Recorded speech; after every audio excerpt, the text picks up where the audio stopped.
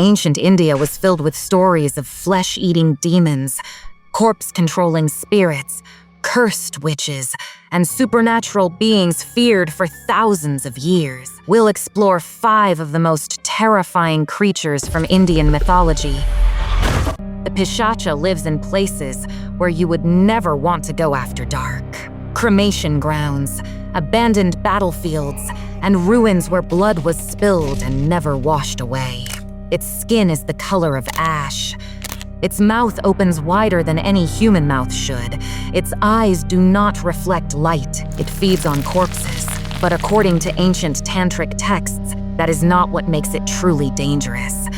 The Pishacha feeds on vasana, the residue of fear, and broken thoughts. It seeks out people who are already falling apart and pushes them further into darkness. In Western record, ghoul or the European ghoul, the same graveyards, the same attraction to the dead, the same fascination with broken minds. 2 cultures separated by 5,000 kilometers, yet both describe the same creature. Then there is the Churel. Even today, stories of her survive in villages across India. She was once a woman who died in pain through violence, betrayal, or tragedy. But when she returned, something was wrong. Villagers say the first thing you should look at is her feet. They are turned backward. She walks lonely roads at night. Beautiful, young, soft-spoken, almost glowing in the darkness, until you follow her. Then her hair begins to grow longer. Her face becomes pale and unnatural, and slowly she begins to drain your life away. Before you realize what is happening, you have become an old man. Across the world, the same story appears again and again. Celtic banshees, Slavic death spirits, the White Ladies of Europe, different names, the same warning. We are halfway through the list. The next creature is one of the reasons people across different traditions feared sleeping alone at night. Number 3. The Dakini.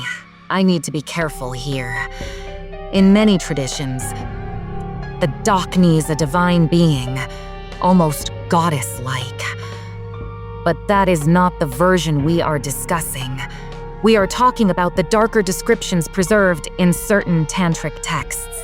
A dark Dakini, a being that feeds on your ojas, your life force, your vital energy. She comes in dreams, burning eyes, wild hair, beautiful and terrifying at the same time. You wake the next morning exhausted, yet unable to explain why. Now meet her Western counterpart, the night hag. Medieval Europe feared this being for centuries.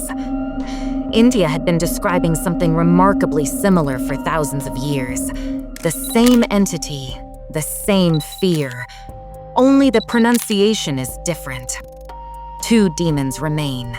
Number 2, the Vetala. Forget the childhood cartoons of Vikram and Vetala. The real Vetala is one of the most disturbing beings found in Indian esoteric traditions. A Vetala has no body of its own. Instead, it enters the body of someone else, especially those who died unnatural deaths.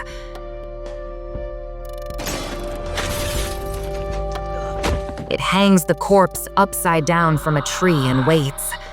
It speaks. It asks riddles. It knows things no living person should know. Your secrets, your memories, things buried so deeply that even you have forgotten them. Long before Christianity spread across Eastern Europe, a similar archetype already existed there. Not Dracula, something older. A corpse that rises again, remembers exactly who it was, and hunts the living not through hunger but through intelligence and manipulation. One final demon remains, and it belongs in a category of its own, the Brahmarakshasa.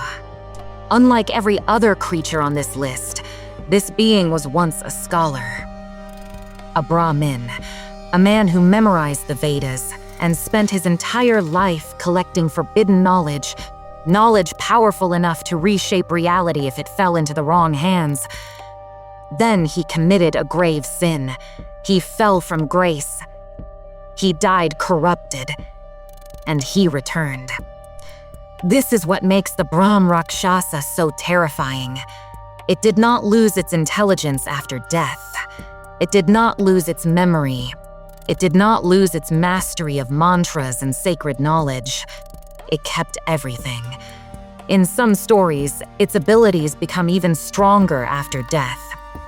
It waits in abandoned temples and ruined guru kulls for arrogant seekers who believe they are ready to possess forbidden wisdom.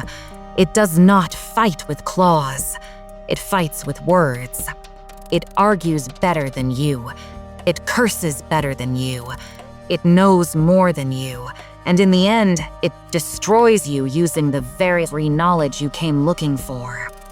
Western traditions contain a remarkably similar figure, a sorcerer who refused to die, a being who carried its mind, memories, and magical power beyond the grave, the same archetype, the same fear. Only the clothes and the name are different, and the Brahmarakshasa was already here.